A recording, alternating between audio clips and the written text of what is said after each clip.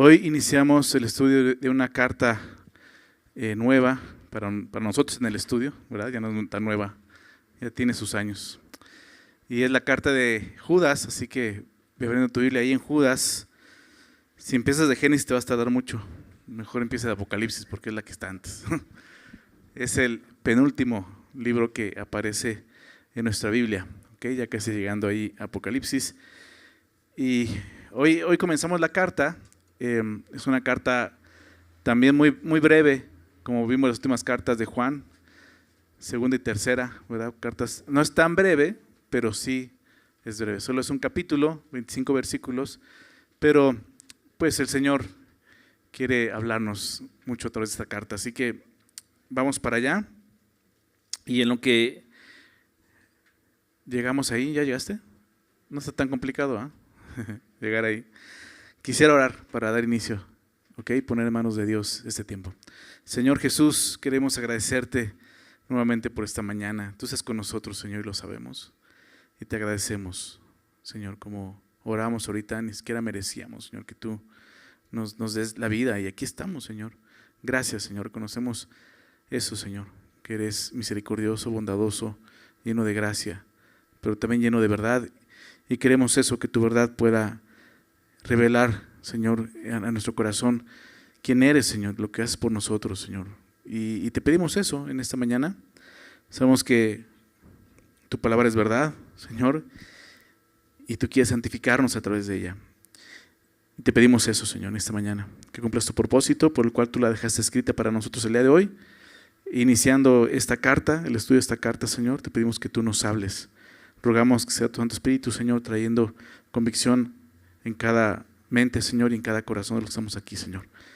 Queremos mostrar precisamente nuestra adoración, nuestro amor a ti, Señor, no solo al entender tu palabra, sino al responder en obediencia a ella, Señor. Así que dirígenos, solamente queremos pedirte eso, en el nombre de Jesús. Amén. Judas. Vamos a leer los versículos, vamos a ver del 1 al 4 el día de hoy. Y dice: Judas, siervo de Jesucristo y hermano de Jacobo, a los llamados, santificados en Dios Padre y guardados en Jesucristo. Misericordia y paz y amor os sean multiplicados. Amados, por la gran solicitud que tenía de escribiros acerca de nuestra común salvación, me ha sido necesario escribiros exhortándoos que contendáis ardientemente por la fe que ha sido una vez dada a los santos. Porque algunos hombres han entrado encubiertamente, los que desde antes habían sido destinados para esta condenación, hombres impíos, que convierten en libertinaje la gracia de nuestro Dios y niegan a Dios, el único soberano, y a nuestro Señor Jesucristo. Y imagínate que estás en tu casa, ¿no?, tranquilo, con tu familia, y de repente escuchas que alguien entra sin permiso. No lo viste llegar porque no rompió la cerradura, ni forzó una ventana, nada. Se infiltró de manera silenciosa. Al principio puede parecer inofensivo, pero pronto descubres que ha venido con malas intenciones. ¿Qué harías? ¿Qué harías? ¿Te quedarías de brazos cruzados? ¿O protegerías lo tuyo, a los tuyos? Creo que haríamos eso, ¿no? Pues algo parecido está ocurriendo en la iglesia en este momento, en el tiempo de Judas. Eso es lo que está pasando. Falsos maestros habían entrado encubiertamente, es lo que empezamos a ver ahí, disfrazados, ¿no?, aparentando ser parte de la comunidad. Y Judas, movido por el Espíritu Santo, interrumpe su plan de escribir sobre la común salvación y cambia de dirección. Y es esto, muestra una urgencia, ¿ok? Advertir y llamar a los creyentes a defender su fe, ¿ok? Y de esto se trata la carta. A la serie de esta carta le hemos puesto la batalla de Dios, ¿no? Y no es que Dios batalle, ¿no? Si batalla, pues batalla con nosotros, ¿verdad? Más bien la batalla que Él nos ha dado, pelear aquí en esta tierra. La Biblia nos enseña que cada persona que puso su fe en Jesucristo, pues sí, empieza una batalla en su vida. No quiere decir que no estuviera en la batalla, ¿no? Desde que llegamos aquí a esta tierra ya estamos en la batalla, pero al principio estamos en el otro lado, en el otro bando, y estamos derrotados, ¿verdad? Gobernados totalmente por el enemigo. Pero creyendo en Jesús, pasamos a ser parte de Él, lo que vamos a ver el día de hoy. Y entramos entonces en la batalla, pero ya conscientes. ¿Okay? Y eso es lo importante. Lo que Judas quiere enseñarnos es que debemos de pelear, luchar ardientemente esta batalla que es la fe. El apóstol Pablo también hablaba mucho de eso y lo expresaba de esa forma. Muchas de sus cartas habla de la milicia, ¿verdad? De la buena batalla. Déjame leer esto que le dice a Timoteo, 1 Timoteo 6:12, si gustas anotarlo. 1 Timoteo 6:12, Pablo le dice a Timoteo, pelea la buena batalla de la fe. Es ahí donde vemos eso. Dice Timoteo, pelea la buena batalla de la fe. A veces pensamos que venir a Cristo y creer en Jesús, sí, mucha gente te dice, tu vida va a cambiar, ¿verdad? Va a ser mucho mejor, Dios te va a bendecir. Sí, pero también va a haber una batalla, ¿ok? Y claro que tu vida va a cambiar, y claro que Dios te va a bendecir, ¿verdad? Pero va a haber una batalla, y no va a ser fácil, ¿ok? Y es la batalla de la fe. Pablo le dice, echa mano de la vida eterna, a la cual así mismo fuiste llamado, habiendo hecho la buena profesión delante de muchos testigos, ¿no? Y nosotros hemos hecho la buena profesión delante de muchos testigos. ¿Cuál es esa profesión? Creer en Jesucristo, ¿verdad? Reconocerlo como Señor, como Salvador de nuestra vida. Entonces, en el momento en que una persona hace eso, reconoce a Jesús de esta forma, pues empieza a pelear esta buena batalla, ¿ok? Decía el pastor Skip Heitzig, decía él, la vida cristiana no es un patio de recreo, sino un campo de batalla. Y tenemos que verlo así. Esta carta nos habla de eso. Nos recuerda que estamos en una batalla, donde no podemos parpadear, no podemos bajar la guardia, ¿ok? Necesitamos estar firmes, como Efesios 6 nos enseña y nos dice y nos anima. Entonces, toda vida cristiana está en este marco de una batalla espiritual contra las fuerzas del mal, ¿ok? ¿Cuáles son esas fuerzas? Bueno, aquí se presentan como la herejía y la corrupción, ¿no? La corrupción moral, ¿ok? Como en toda batalla es necesario algunas cosas que vamos a ver el día de hoy. Lo primero es saber de qué lado estamos peleando, ¿verdad? ¿Alguna vez te ha pasado, no? Recuerdo alguna vez por ahí que de repente jugando fútbol se metía alguien a jugar, ¿no? Ya sabes que el cambio, ¿no? Y se mete a jugar y de repente está tirando hacia el otro lado. O sea, no sabe ni de qué equipo era. Y anda metiendo autogol, ¿no? Muchos cristianos andan así, ¿sabes? No saben ni de qué lado están peleando. Entonces empieza a hablarnos de qué lado, enseñarnos de qué lado estamos peleando, a qué nación pertenecemos. Y de esta manera, a través de la salutación que vamos a ver el día de hoy, podemos identificar a qué ejército pertenecemos y lo que Dios nos ha concedido para poder pelear esta buena batalla de la fe. Porque el soldado debe conocer su uniforme, ¿verdad? Debe conocer su rango, su misión. Igualmente nosotros necesitamos conocer nuestra identidad como cristianos para poder pelear bien esto. Por eso nos empieza a hablar de esto, aunque es la salutación, empieza a hablar de nuestra identidad en la batalla, ¿ok? En el verso 1 y 2. Judas, siervo de Jesucristo y hermano de Jacobo. Empieza comúnmente como empezaban las cartas y como el día de hoy empiezan, ¿verdad? Empieza con el que escribe la carta y la envía, ¿no? El remitente. Y es Judas, dice un par de cosas que menciona acerca de Judas, es siervo de Jesucristo y hermano de Jacobo. Y con esas cosas ya podemos saber de quién habla, ¿ok? Judas era un hombre muy común en ese entonces, ¿ok? Yo sé que el día de hoy no es muy común, ¿verdad? Pero era muy común, tan solo en los discípulos de Jesús había 2 Judas, ¿verdad? Todos conocemos a uno, Judas Iscariote, pero había otro Judas llamado Tadeo, ¿ok? No se habla mucho de él, pero era un hombre muy, muy popular, ¿ok?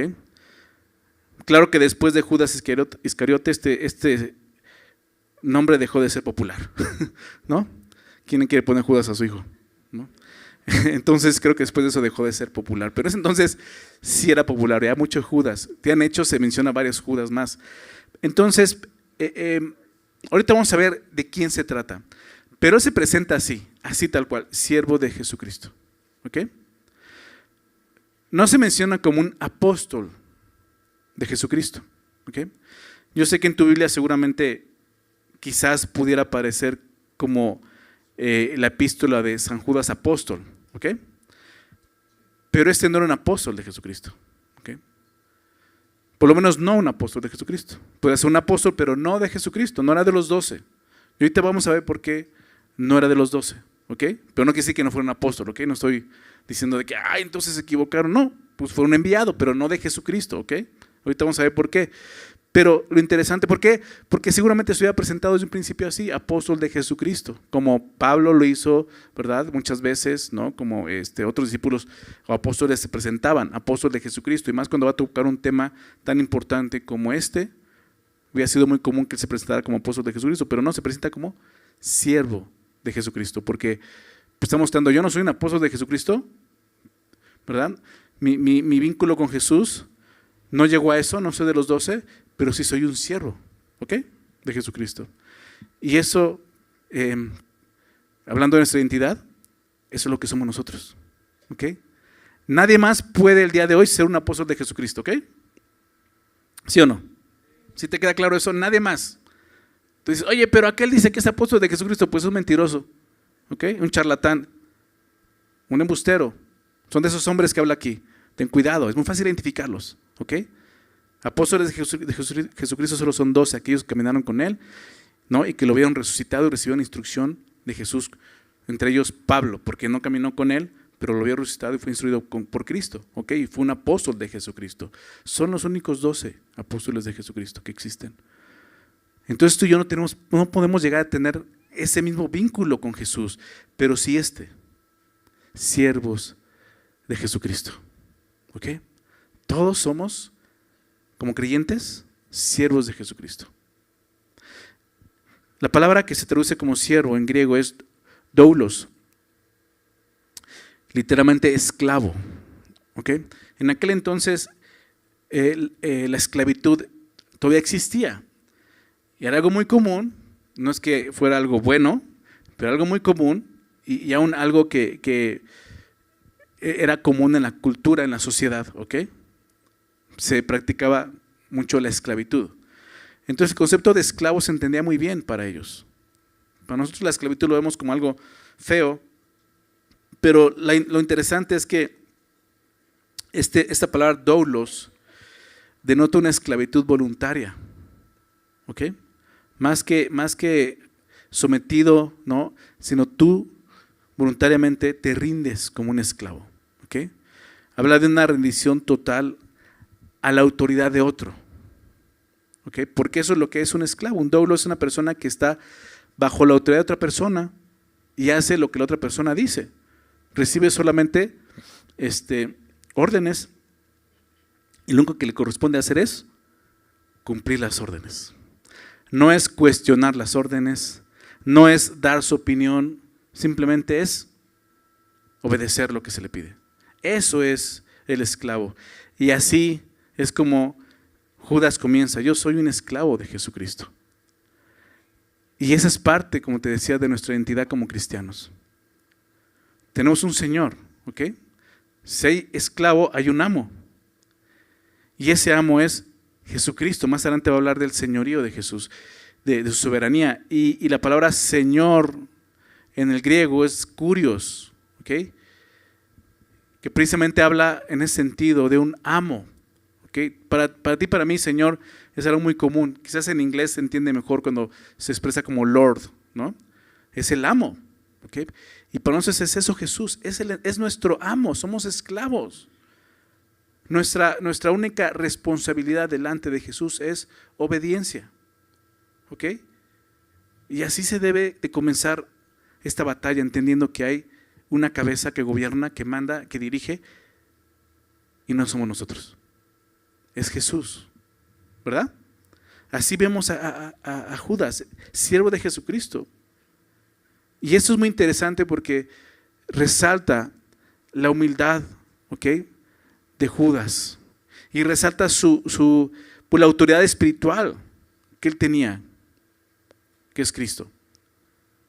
Entonces, esta batalla espiritual requiere obediencia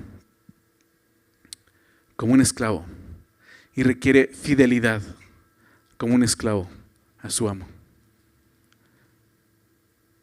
Tenemos que pelear así, ¿ok? La batalla de la fe, como vemos, se trata de esto. Hay un ser, Dios Todopoderoso, quien está dirigiendo a su ejército, ¿verdad? Que somos los creyentes, los santos. Entonces la batalla comienza de esa forma, entendiendo quiénes somos y a quién servimos. Si tú has puesto tu fe en Jesús, debes entender esto y lo tienes que tener muy claro. ¿Ok? Así como en una guerra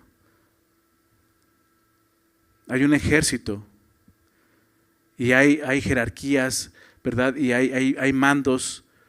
Así es aquí, pero aquí solo hay una cabeza, uno que dirige. Todos los demás somos, ¿qué cosa? Siervos, ¿ok? Todos somos soldados rasos, ¿verdad? ¿Ok? Aquí solamente hay un general, nada más, ¿ok? Y así como para que un ejército pueda funcionar, tiene que haber esto precisamente, ¿ok? Tiene que haber una sujeción a la autoridad. Si se rompe eso dentro del ejército, va a haber muchos problemas, ¿verdad? Desde ahí ese ejército está mal. Entonces, como cristianos tenemos que entender esto. Nuestra identidad es esta: somos siervos de Jesucristo y tenemos una cabeza que gobierna, manda y dirige. ¿Ok? Después de esto, Judas dice, siervo de Jesucristo, dice, y hermano de Jacobo, ¿no? Y aquí ya nos empieza a dar mucha luz acerca de quién es este hombre. Porque dice, yo soy hermano de Jacobo.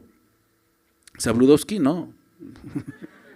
Jacobo también era un nombre muy usado, muy conocido en ese momento. ¿Ok? ¿Quién era? ¿No?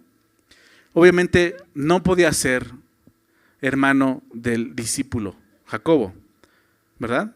Porque el hermano de Jacobo, ¿quién era? Juan, ¿ok? Nada más, ¿ok? Y no había otro Jacobo entre los discípulos de Jesús. Entonces, no puede ser el otro Judas, discípulo de Jesús, porque él no era hermano de Jacobo, ¿ok? Entonces, definitivamente ya aquí vemos que no fue discípulo de Jesús, ¿ok? Pero ¿quién fue? Pues el hermano de Jacobo, dice ahí, ¿no? ¿Y cuál Jacobo, no? Bueno, recordemos, Jacobo, también tiene una transliteración de Santiago, ¿no? Sabemos qué es eso, ¿no? James en inglés, eso viene de inglés. Jacobo es James y San James, ¿no? En inglés, ¿no? Será como, por eso llega a Santiago, ¿ok? Entonces, es Santiago realmente. ¿Por qué digo Santiago? Porque es quien escribe nuestra carta que tenemos en la Biblia de Santiago, es él, es ese Jacobo, ¿ok? Y él era un líder importante en la iglesia de Jerusalén. Fue el que se quedó como líder, como pastor, ¿ok? Lo vemos presidiendo en Hechos 15, es reconocido como líder de la iglesia en Jerusalén, ¿ok? Y también en Gálatas, solamente va a estar un versículo, pero en Gálatas puedes ver cómo Pablo lo reconoce como líder de la iglesia en Jerusalén, ¿ok? Cuando este hombre Judas dice, soy hermano de Jacobo, evidentemente los que están recibiendo esta carta conocen quién es Jacobo, saben a quién se refiere, ¿ok? Y creo que lo más lógico es pensar que se refiere a Jacobo, el dirigente de la iglesia en Jerusalén, ¿ok? Entonces, este Jacobo es el mismo mencionado en Gálatas, como te decía. Y veamos cómo se menciona, cómo Pablo menciona a este Jacobo. Gálatas 1:19 dice, pero no vi a ningún otro de los apóstoles, habla de cuando Pablo va a Jerusalén después de su conversión, sino Jacobo, ¿verdad? ¿Y quién era Jacobo? ¿El hermano de quién? De Judas, sí, pero no, ¿qué dice ahí? El hermano del Señor, ¿ok? Wow. Jacobo era hermano de Jesús, o más bien un medio hermano de Jesús. Porque si no sabes, Jesús tuvo medios hermanos, ¿ok? O sea, la Virgen María no fue virgen por siempre, ¿ok? Tuvo a Jesús siendo virgen, y ese fue el milagro de la concepción, ¿verdad? Pero después de eso, se casó con José y tuvo hijos con José, ¿ok? Eso es lo que la Biblia nos enseña. Entonces, tanto Jacobo como Judas eran medios hermanos de Jesús. O sea, el hombre que escribe esta carta era medio hermano de Jesús.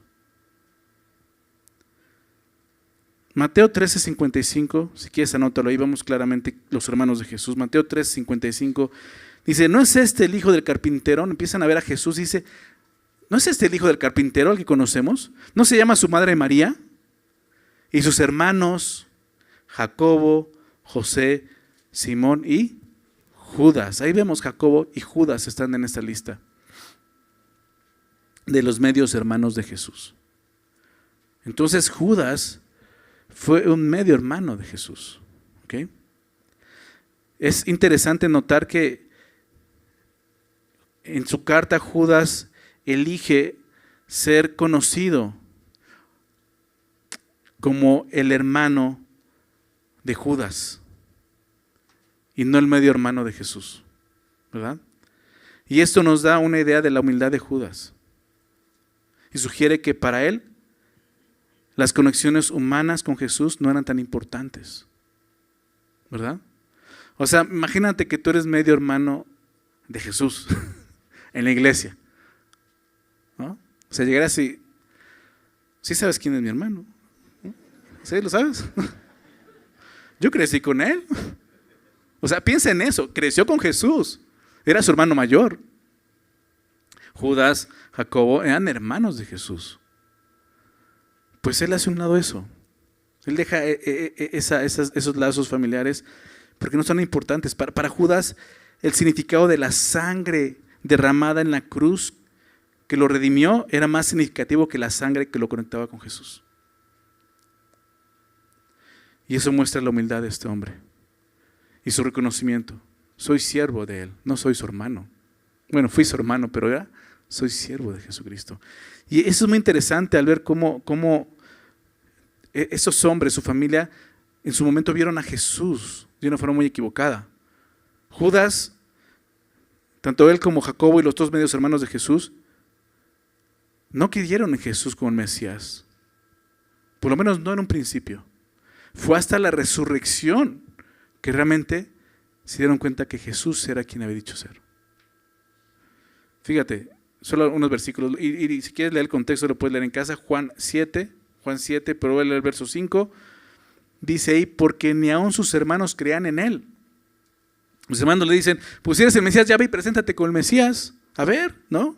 Se lo tiraban de a loco. Ay, ya parece que tú eres el Mesías. A ver, ve entonces, ¿no? Jesús, entonces Juan dice, porque ni aun sus hermanos creían en él. ¿Quiénes? Judas, Jacobo, no creían en Jesús cuando Jesús todavía no se había manifestado en la cruz. Sin embargo, después de la resurrección, vemos que ellos creyeron en Jesús. En Hechos 1, verso 14, nos dice que todos estos después de la ascensión de Jesús, ya resucitó, murió, resucitó y ascendió al cielo. Todos estos perseveraron unánimes en oración y ruego con las mujeres y con María, la madre de Jesús, y con sus hermanos. No que no, ¿verdad? Ellos ya creyeron porque ya vieron a Jesús. Evidentemente, Jacobo, Judas, fueron hombres que fueron impactados por el testimonio de Cristo muy fuertemente, porque ellos lo conocieron en la carne, no hablando guiado por la carne, sino en un cuerpo humano. Así lo conocieron. Y aún no creían, pero después lo vieron resucitado. Y ya no lo vieron como su hermano mayor, ¿verdad? En el sentido terrenal, sino lo vieron como su Señor. Siervos de Jesucristo. ¿Se dan cuenta? Es importante para nosotros reconocer quién es Jesús. ¿Okay? La Biblia nos dice que es nuestro hermano, ¿sí? Habla de eso. Algunos se quedan con que Jesús es nuestro amigo, un amigo fiel. ¿Sí? También lo menciona. Pero no olvidemos que Él es el Señor. Porque aún aquellos que convivieron con Él, que crecieron con Él, ya no lo ven así. Yo soy un siervo de Jesucristo, ¿verdad? Cuidado con eso, porque a veces de repente le tomamos mucha confianza al Señor. ¿Ok? Y claro que tenemos esa confianza para acercarnos, ¿verdad? Confiadamente al trono de gracia. Pero sigue siendo un trono, donde hay un rey. ¿Estás de acuerdo? Y es Cristo, es el Señor, ¿ok? Es increíble ver cómo Judas, con toda humildad, simplemente dice, soy siervo de Jesucristo y hermano de Jacobo. Puede haber dicho, soy el medio hermano de Jesús, ¿no? No, soy hermano de Jacobo. Ahora nos va a decir a quién va escrita la carta, ¿no? Perdón, se me está brincando algo que quería decirles acerca de esta percepción de Jesús, ¿no? Y es lo mismo que Pablo escribió en 2 Corintios 5, versículo 16. Él dice, de manera que nosotros, ¿no?, los creyentes, y eso es importante porque eso es lo que estaba pasando con Judas, de manera que nosotros, de aquí en adelante, ¿ok? O sea, Pablo dice, ya no, o sea, de aquí en adelante tiene que ser así, ¿ok? Dice, a nadie conocemos según la carne, ¿ok? Nuestra percepción ha cambiado, nuestra forma de ver la vida ha cambiado, nuestra forma de ver a Dios ha cambiado, nuestra forma de ver a nosotros nos ha cambiado, nuestra forma de ver el mundo ha cambiado, nuestra forma de ver el pecado ha cambiado, ¿ok? Es lo que está diciendo, una nueva cosmovisión. A nadie conocemos según la carne. Aún si a Cristo conocemos según la carne, ya no lo conocemos así. Eso es lo que pasó con Judas. Su medio hermano lo conoció en ese sentido. Y dice, ya no, o sea, él ya no lo ve como su medio hermano, lo ve como el Señor, ¿te das cuenta? Cambió su percepción. El siguiente versículo lo conoces, de modo que si alguno está en Cristo, ese es el sentido de la nueva criatura. Las cosas viejas pasaron, tu forma de ver la vida ya pasó. Ya no es terrenal, ya no es en la carne, ahora eres espiritual. Y aquí todas son hechas nuevas, ¿verdad?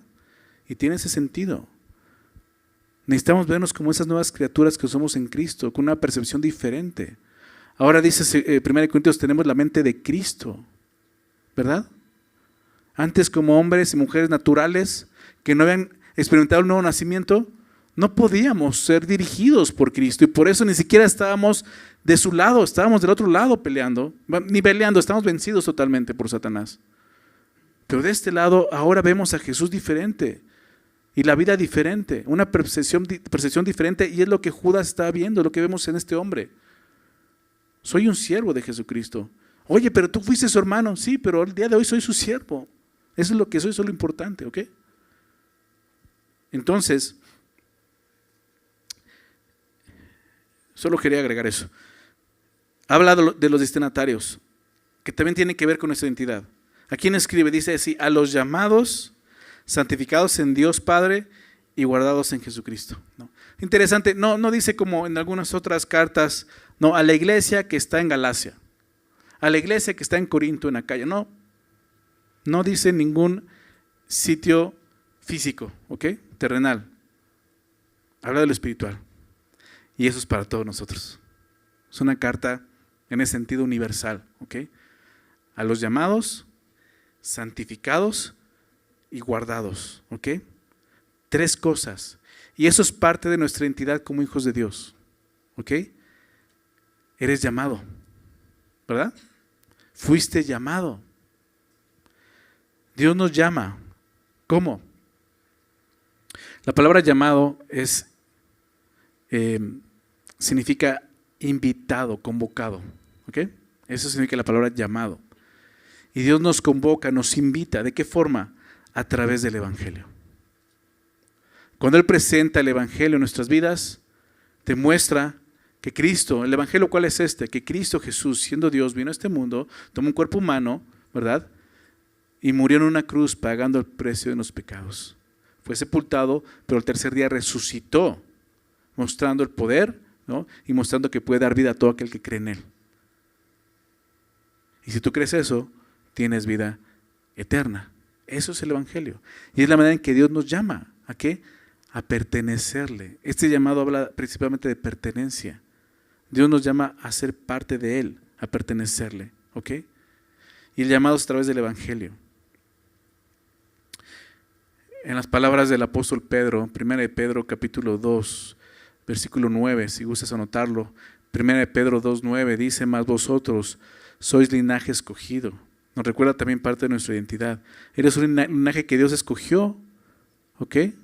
Tú no lo ganaste, Él te escogió. Real sacerdocio, nación santa, pueblo adquirido por Dios. Él te compró, te adquirió. ¿Para qué? Para que anuncies las virtudes de aquel que te llamó, el llamado. ¿De qué? De las tinieblas a su luz admirable. ¿Te das cuenta? De un ejército a otro, de un bando a otro. Te llamó de las tinieblas en las que estabas sometido, sumergido, muerto, ¿verdad? Nos dio vida, nos resucitó con Cristo juntamente con Él para llamarnos a su luz admirable. El llamado habla de esa pertenencia, pero habla de todo esto. Dios te sacó de ahí. Por lo tanto, no tienes que seguir viviendo así. Dios, lo que empezamos a ver es que Dios nos ha dado una nueva identidad como sus hijos. ¿Sí se dan cuenta? Somos esa nueva criatura que habla. Pero ¿qué implica eso? Lo que estamos viendo, una forma diferente de ver la vida. Ahora le pertenecemos a Jesús, ¿ok? Nos llamó a través del Evangelio. Fuiste llamado, ¿ok? Realmente una persona es cristiana por esto, porque Dios la ha llamado. Entonces, lo importante es responder al llamado cuando sucede. Y si tú no has respondido a ese llamado, el día de hoy Dios sigue invitándote a través del Evangelio. Lo acabas de escuchar. Cree en el Evangelio. Cree en el Evangelio. Arrepiéntete y cree en el Evangelio y sé salvo. ¿Ok? Experimenta esta vida que Dios nos ha dado en Cristo. Responde al llamado de Dios. ¿Para qué? Para que te saque de las tinieblas y te lleve a su luz admirable. Luego dice santificados en Dios Padre. ¿Okay? Santificado en Dios Padre. Santificado, la palabra santificado viene de santo y en el texto original significa apartado. Eso significa la palabra santificado. ¿Okay? Si no sabías, si tenías otra percepción de un santo no es una persona que se le pone altar y velitas y se le venera. No, eso no es un santo. La Biblia no habla de eso. Los santos somos la iglesia, aquellos que hemos sido apartados para Dios. Cristo nos ha comprado con su sangre, pagó por nosotros para que seamos suyos y ese tiene el sentido de ser apartados para Él. Ya no somos de este mundo. ¿Ok? Santificación es apartarte del mundo, mostrando pertenencia. Ahora ya no estoy de este lado, estoy ahora de este lado, ¿verdad? Recuerda lo que te decía, en la batalla tienes que saber de qué lado estás peleando. ¿Sí? ¿Y cómo vas a saber a quién perteneces? Llamado santificación. Ahí lo vas a ver. Apartado en Dios Padre. Dios Padre nos ha apartado para Él. No para seguir viviendo de acuerdo a este mundo. Porque si tú sigues viviendo de acuerdo a este mundo, no estás peleando esta buena batalla. ¿Ok? Estás rendido al pecado, a este mundo. Santificados en el Padre, apartados para Él. Así es como vivimos en santidad. Santificados en el Padre. No hay otra forma en que podamos ser santificados si no es en Dios. No puede ser en tus fuerzas. No puede ser en tus buenas obras. ¿Me explico? Es una obra que ocurre en Él, en Dios. Porque mucha gente piensa que puede hacer eso por sí sola. Y son esas personas que el día de hoy se creen buenas personas, moralmente hablando. Yo soy buena persona, ¿no? Como, tú estás santificado, o sea, estás apartado de este mundo. Sí, ok. O sea, tú por tus fuerzas lo puedes hacer. Pues no es así, ¿ok? Es en Dios Padre. Solo Dios tiene el poder de santificarnos, ¿ok? Somos entonces llamados, santificados y guardados. Me encanta eso. Guardados en Cristo. ¿Sabes de qué habla esto? Seguridad. Seguridad eterna en su poder. No es en cualquier persona, Cristo nos guarda. Qué increíble saber eso, ¿no? Somos guardados a través de la fe en Jesús. Cada vez que tú y yo decidimos pelear esta buena batalla confiando en Jesús, Él nos va a guardar. Ahí lo vemos. Y quieres verlo como una promesa, es una promesa. Guardados en Jesucristo. Jesús en Juan enseñó eso, ¿no? Cuando se presenta como buen pastor, ¿no? Dice, yo las tomo de mi mano y nadie puede arrancarlas de mi mano, ¿verdad? Hablando de las ovejas. Piensa en eso. Es esta imagen de un niño con su padre, ¿no? Un niño pequeño que tiene hasta que lo tomes de la mano para cruzar la calle y el niño va agarrado de ti, pero realmente es al revés, tú vas agarrando al niño, ¿no? O sea, el niño se puede soltar fácilmente, pero tú no lo vas a soltar, ¿verdad? Ese es el sentido de guardados. No depende de nosotros, ¿verdad? La salvación no depende de nosotros porque ya lo hubiéramos perdido desde el primer día, ¿verdad? Si pierdes las llaves del coche, pues, ¿cómo explico, no? Guardados en Cristo Jesús. Pero lo primero que tienes que, para llegar ahí tienes que pasar por llamados santificados para poder ser guardados. ¿Ok? Somos entonces, velo así, soldados espirituales. ¿Ok? Protegidos, pero llamados, ¿ok? A pelear la buena batalla de la fe. La vida cristiana no es pasiva, es ser llamado, santificado y guardado. Implica estar preparado y protegido, pero implica luchar contra las influencias corruptas del mundo y de los falsos maestros, como vamos a verlo en esta carta. Entonces la autoridad y la protección, como vemos, vienen de Dios, pero se espera participación, una participación consciente de cada uno de nosotros como creyentes en Jesús. Muchos cristianos pasan por esta vida, aún creyendo en Jesús, y por la batalla están en la lona, están rendidos porque no entienden nada de esto. Pero es importante entender quiénes somos en Cristo, ¿ok? Nuestra defensa de la fe comienza con saber quiénes somos en Jesús. Y en Cristo estamos siendo guardados. Por lo tanto, no luchamos desde la inseguridad, sino desde la certeza de que estamos guardados en Él. Y nadie puede arrebatarnos de su mano, ¿verdad? Conocer nuestra identidad en Cristo nuevamente nos da confianza y dirección en esta lucha, en esta batalla. Antes de pelear cualquier batalla, debes de conocer tu posición. Y lo mismo es en esta batalla. Tienes que recordar quién eres. Eres un hijo de Dios, eres una hija de Dios, eres un soldado de Cristo, eres un siervo de Cristo, ¿no? Fuiste llamado, eres santificado, eres guardado en Jesús. Verso 2 dice ahora, misericordia y paz y amor os sean multiplicados. Y estos son parte de los recursos que Dios nos ha dado para la batalla. Me encanta que Judas entiende esto y dice, mi oración es que estas cosas sean multiplicadas en ustedes. Esto más que un saludo, y parece un saludo, misericordia, paz y amor, pero más que eso realmente es un deseo, porque está pidiendo sean multiplicados, porque lo van a necesitar, ¿no? Es como si fueras a la guerra y te dicen, mira, rifles, granadas te sean multiplicadas, porque vas a necesitar muchas. ¿Me explicó? Y lo que está diciendo, vas a necesitar esos recursos. Misericordia. ¿Ok? La misericordia. La misericordia es la base de la salvación.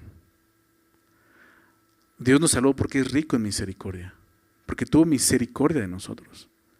Misericordia es más que sentir lástima por una persona. Misericordia es sentir la miseria, la condición en la que está esa persona y que te duela en tu corazón y entonces actuar a favor de esa persona. Eso es misericordia y nosotros necesitamos eso en nuestra vida. ¿Ok? Y recordar eso, que hemos recibido misericordia, que no merecíamos nada. Paz, paz. En la guerra queremos paz, ¿verdad? Pero Jesús dijo, mi paz les dejo, mi paz les doy, pero yo no la doy como la da el mundo. Y hemos hablado de eso anteriormente. La paz de Dios es diferente a la paz de este mundo. La paz de este mundo es ausencia de conflicto, ¿verdad? Ya se acabó el conflicto, pero la paz de Dios es unión. Unir dos cosas que estaban enemistadas. ¿Ok? Dios trata esta paz. ¿Y cómo comenzó esa paz? Precisamente con nuestra reconciliación con Dios. Tenemos justificados, Romanos 5:1, justificados por la fe, tenemos paz para con Dios, ¿verdad? Y nos recuerda eso. ¿Ok? Dios nos llama a ser pacificadores también. Pero necesitamos ser misericordiosos antes de ser pacificadores. Y lo puedes ver en las bienaventuranzas, ¿recuerdas? Bienaventurado el misericordioso. Y después, bienaventurados los pacificadores. ¿Ok? Y por último, amor. Amor. El amor es el fruto de la comunión, ¿verdad? Con Dios. Es el resultado de andar en comunión con Dios, el fruto del Espíritu, amor. Y necesitamos eso, ¿no? Por eso decía, más que un saludo, es ese deseo de que Dios multiplique eso en nuestras vidas, porque son parte de los recursos que necesitamos en esta batalla: misericordia, paz y amor. El amor de Cristo, como hemos visto tanto en Juan, primera de Juan, el amor sacrificial, ¿verdad? El amor que cubre multitud de pecados, el amor que no busca lo suyo, sino el bien de los otros. Ese es el amor que nos enseña aquí. Y este verbo multiplicados, o sean multiplicados, indica abundancia. Abundancia. Pero no solo eso, tiene el sentido de continuidad. O sea, que esto no te falte nunca. Velo de esta forma, son las cosas que Dios nos ha dado para esta batalla, las necesitamos. La misericordia, la paz y el amor de Dios es lo que nos van a ayudar y nos van a sostener en medio de tiempos difíciles. Son los recursos que Dios nos ha provisto en los tiempos difíciles, peleando esta batalla de la fe. Entonces, el creyente, los cristianos, no vivimos en escasez espiritual, sino que vemos aquí, verlo de esta forma, en la sobreabundancia de la gracia de Dios. ¿Okay? Misericordia, paz y amor están ahí para todos nosotros. ¿Okay? Entonces, en medio de la batalla de la fe, contamos con el recurso inagotable de esto, de la gracia de Dios, pero necesitamos usarlo. ¿Okay? Misericordia, paz y amor. Verso 3, vamos a ver el llamado a la batalla. Dice ahora: amados, por la gran solicitud que tenía de escribiros acerca de nuestra común salvación, me ha sido necesario escribiros exhortándoos que contendáis ardientemente por la fe que ha sido una vez dada a los santos. Y aquí vemos ese llamado, ¿no? Comienza con esa frase, amados, recordándonos que somos en Cristo amados, pero dice, por la gran solicitud que tenía de escribir acerca de nuestra común salvación. Judas muestra su intención inicial.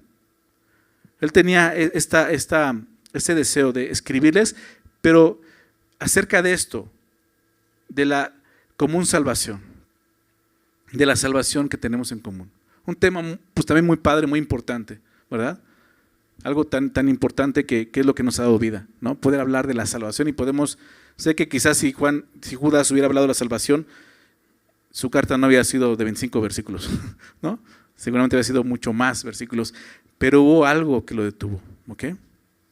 Cuando Judas habla de la salvación común, solo hablando de esto, se refiere a la unidad, ¿ok? Esa unidad que todos los creyentes tenemos en Cristo. Común habla de comunidad también, ¿ok? Pero debido a esta crisis, ¿no?, que estaba pasando en la iglesia, de estos hombres engañadores, ¿no?, que estaban infiltrando, Judas no se queda en el tema de la salvación común. De esta forma el Espíritu lo impulsa a escribir sobre otro tema. Por eso dice, me ha sido necesario. ¿Okay?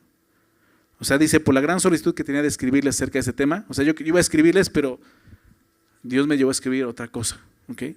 Me ha sido necesario escribirles exhortándoles que contiendan ardientemente por la fe. ¿Okay? Que contiendan ardientemente.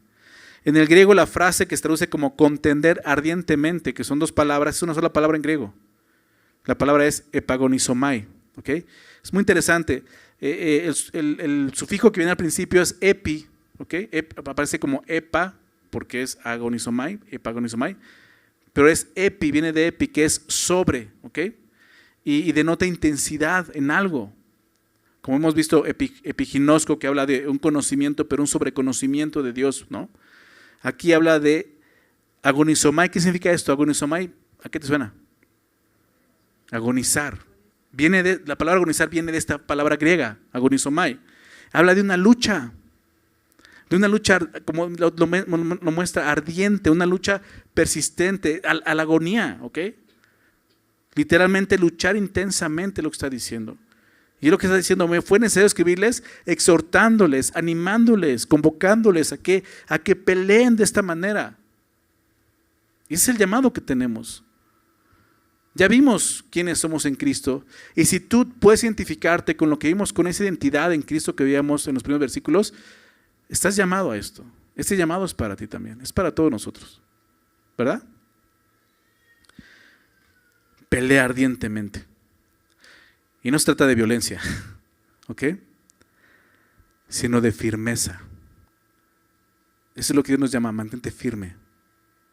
Fortaleceos en el Señor y en el poder de su fuerza. Vamos a Efesios 6, por favor, acompáñame a Efesios 6 rápidamente. Efesios 6.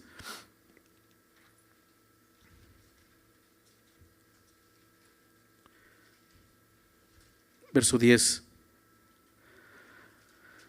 Efesios 6, 10. Por lo demás, y viene hablando de lo que es esa pelea, Viene hablando del matrimonio, viene hablando de la paternidad, de la crianza, viene hablando del trabajo. Cosas en las que estás peleando la batalla en esas áreas, ¿sabías? Claro, en el contexto de Judas está hablando de la iglesia en particular, pero esa batalla no solamente está ahí, está en nuestra vida diaria. Y dice, por lo demás, hermanos míos, fortaleceos en el Señor y en el poder de su fuerza. Ese es el poder que nos va a sostener, es la fuerza que necesitamos, no está en nosotros, no está en este mundo, está en Dios. Vestidos de toda la armadura de Dios para que podáis estar, ¿cómo? Firmes. ¿Te das cuenta? Es lo que necesitamos, firmeza contra las chanzas del diablo, porque no tenemos lucha contra sangre y carne, es verdad. Nuestra lucha no es física. Por eso decía, no es con violencia, no es, a ver, pues con quién, a quién le pegamos, ¿no? ¿Quién es el hereje? Yo voy sobre él, no. ¿Ok? No es así.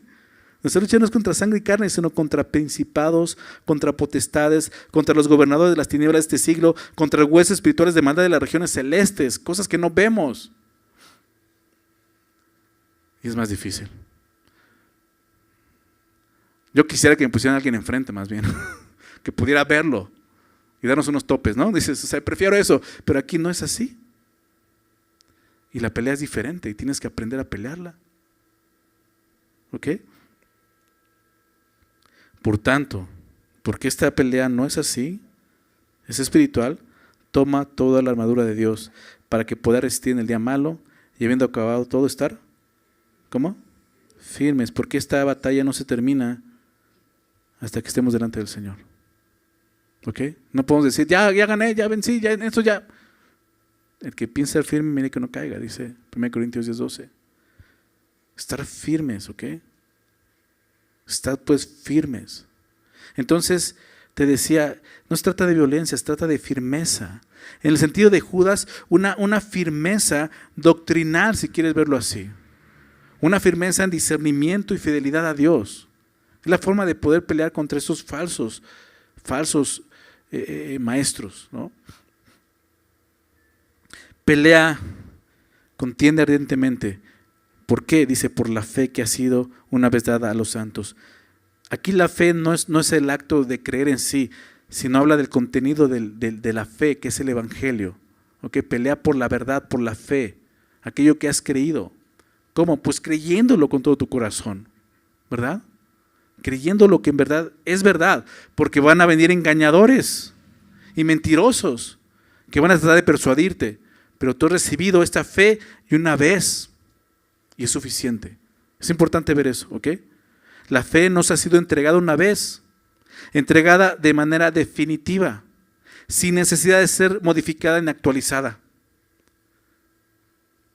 porque eso hace los herejes. Sí, pero falta esto. Sí, pero hay un libro escondido. Sí, pero el Espíritu Santo me guió a escarbar y encontré esto. Y salen herejías. ¿Te das cuenta? Tenemos la palabra profética más segura en la cual debemos estar atentos, como una antorcha que alumbra el lugar oscuro. Nada más, es este libro que tienes en tus manos. Cualquiera que llegue, es este libro, pero también tenemos este otro libro y este otro libro y este otro libro, aguas. Es suficiente esto. ¿Ok? Es la fe. Por la fe, por lo que estás creyendo, vas a tener que luchar. ¿Ok?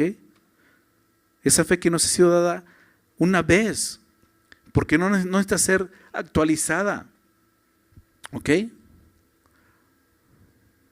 Dices, oye, pero la Biblia de repente sale otra versión y otra versión. Sí, pero es lo mismo, solamente se está actualizando el idioma, porque si tú lees la Biblia de 1909, no vas a entender algunas cosas, algunas palabras como empero y cosas así, no vas a ver qué dice. Y si lees la Biblia de la de 1500, 600, la primera Biblia del Reina Valera, menos. Hay letras que no conoces, ¿me explico? Entonces, tiene que haber una actualización, pero no quiere decir que se esté actualizando, ¿no? Porque le hace falta algo o algo estuvo mal o corrigiendo, hay correcciones. No, nada de eso. Nos ha sido dada una vez, ¿ok? ¿Por qué? Porque es la palabra de Dios. La fe entregada a los santos es completa, es suficiente y no necesita que le agreguemos algo más.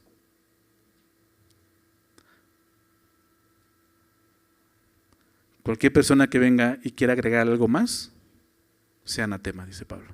Maldito por Dios, Gálatas 1:9, 1:8, ¿verdad? Y es lo que Judas nos dice. Tienes la fe, una vez para siempre. Aguas con las personas que quieren agregar algo más, ¿ok? La fe cristiana, vela de esa forma, es un tesoro que debe ser defendido por nosotros. ¿Cómo? Creyéndolo, viviéndolo. Es la forma. El cristiano está en una batalla espiritual activa. Todos los días, tú y yo al obedecer a Cristo como un Señor, estamos defendiendo la verdad de Dios frente a la corrupción de este mundo y la corrupción doctrinal también. Hay mucha corrupción doctrinal en la iglesia de Jesucristo. ¿Sabías eso? ¿Has visto eso?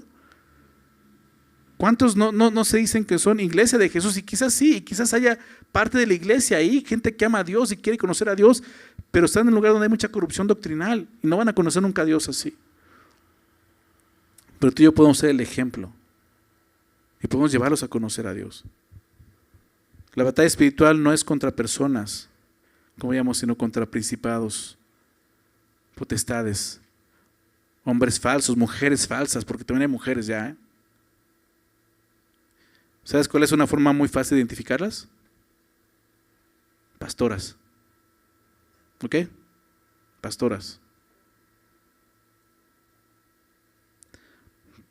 Chécalo en tu Biblia, decía un pastor. Chécalo en tu Biblia, te vas a dar cuenta, ¿ok?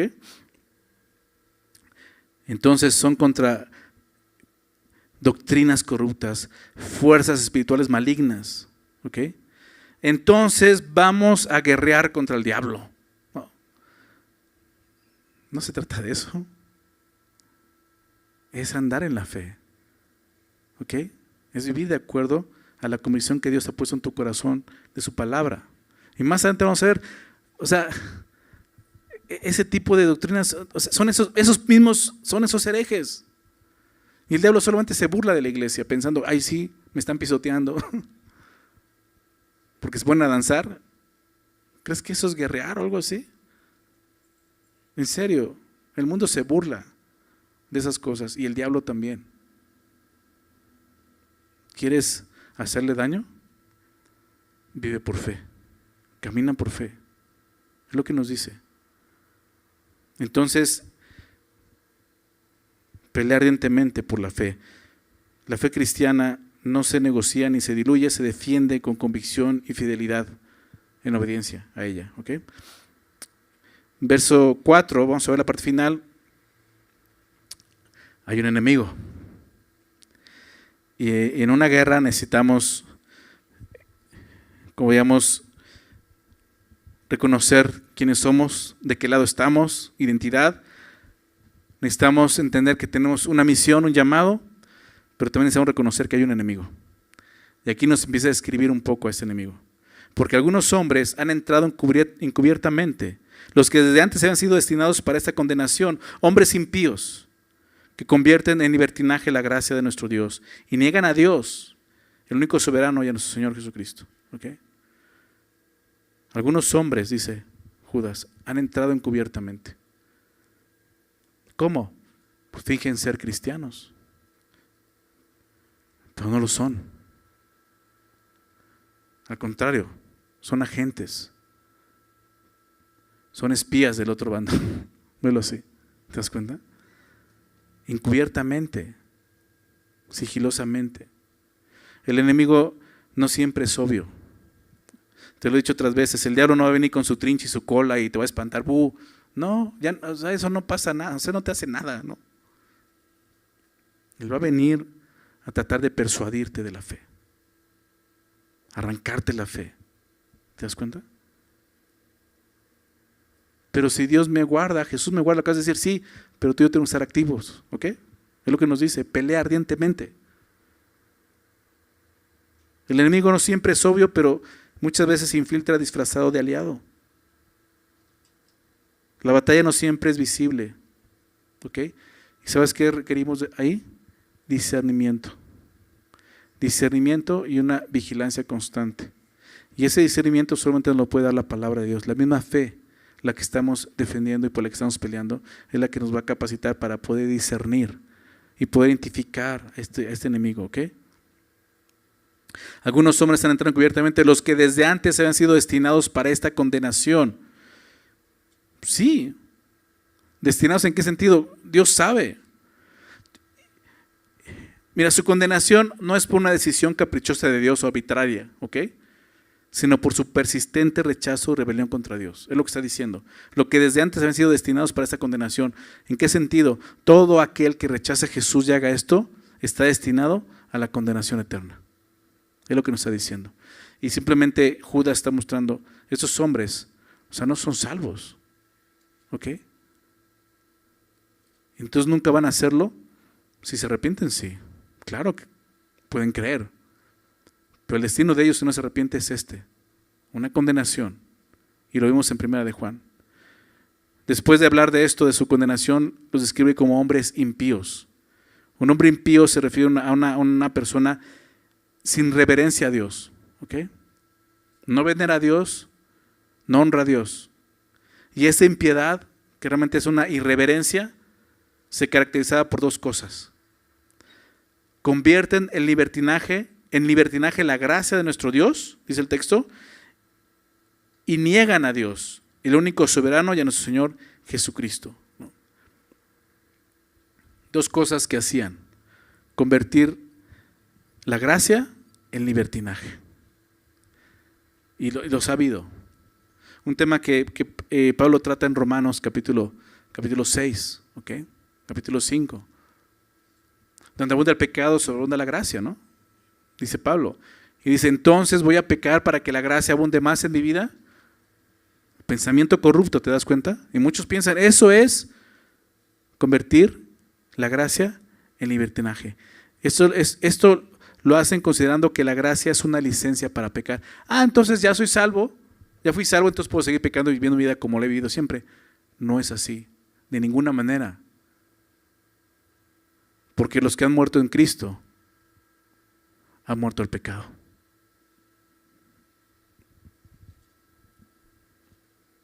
No estaba muerto, andaba de parranda, decimos, ¿verdad? Entonces, ¿estás muerto o no estás muerto? ¿Me explico? Bueno, así es como estos hombres pretendían ser cristianos, pero su vida pecaminosa, ¿qué sucede? No pueden vivir en santidad. ¿Por qué? Porque no tienen la capacidad. Por lo tanto, siguen viviendo en pecado. Pero ¿cómo pueden mostrarse piadosos siguiendo viviendo en pecado? Pues convirtiendo la gracia en libertinaje, ¿me explico? Enseñando eso. No, la gracia ya es una licencia, tú ya puedes vivir tu vida como quieras, ya eres salvo. Es más, ¿no dice Judas que eres guardado en Cristo Jesús? Sí, pero para los creyentes, los que son santificados, ¿te das cuenta?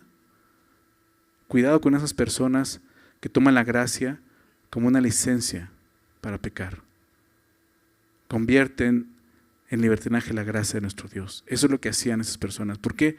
Porque no pueden vivir de otra forma. Y niegan a Dios, el único soberano, y a nuestro Señor Jesucristo. Ese es el resultado de una vida que no se somete a la verdad de Dios. O sea, al final, lo veíamos al principio, que somos siervos de Jesucristo. Tenemos un Señor. Pero esos hombres niegan a Dios, el único soberano, y al Señor Jesucristo. ¿Por qué? Porque no someten a Él. No es su Señor, no es su amo. Ellos tienen otro amo, ¿ok? Al rechazar la doctrina de la fe, Su práctica los va a llevar a rechazar el señorío de Jesucristo. Al final van a terminar rechazando a Jesús. En una o en otra cosa. Van a negar a Dios. Quizás no con sus palabras, pero sí con sus hechos. Al Dios soberano, único soberano. Y a nuestro Señor Jesucristo como Señor, su señorío. ¿Se dan cuenta? Entonces la defensa de la fe consiste en afirmar la gracia que hemos recibido. Entender la gracia y predicar la gracia como es. Muchos han temido predicar la gracia. ¿Y qué les queda? Predicar el legalismo. Es un error. Es un error porque somos llamados a vivir por gracia. Esa gracia que nos ha salvado es la gracia que nos sostiene y nos sigue transformando. Y Pablo lo dijo, por su gracia soy lo que soy y su gracia no ha sido en vano para conmigo. Muchos temen predicar la gracia porque si tú hablas eso, híjole, van a tomarla y la van a convertir en libertinaje. Esos son los que no han nacido de nuevo. Una persona que ha nacido de nuevo entiende la gracia de Dios. Predica la gracia sin temer porque es el poder de Dios. ¿Verdad? Y nosotros hacemos eso.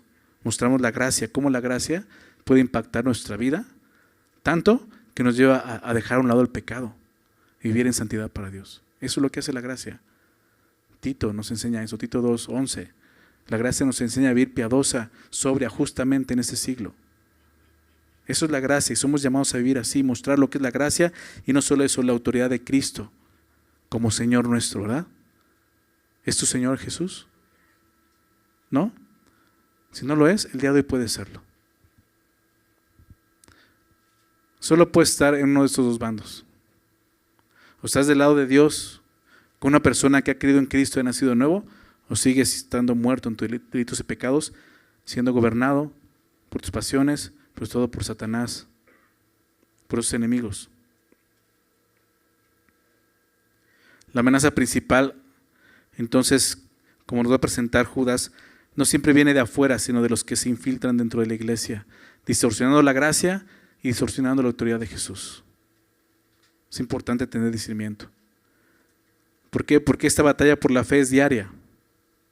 No es de vez en cuando, no solo los domingos, es diario. Necesitamos disciplina, necesitamos oración, necesitamos comunión con Dios, como sus hijos. ¿Ok? Conclusión. Judas comienza su carta recordándonos quiénes somos en Cristo, ¿verdad? ¿Y qué recursos tenemos de parte de Él? Desde el llamado, la santificación y la seguridad, Él nos exhorta a defender ardientemente la fe frente a los falsos maestros. Y ese mismo mensaje lo tenemos nosotros, como soldados de Cristo. ¿Ok? Y como soldados de Jesús conocemos nuestra identidad y conocemos nuestra posición, ¿ok? En el ejército de Dios. Como soldados de Cristo estamos preparados para la contienda con las armas espirituales que Él nos ha dado.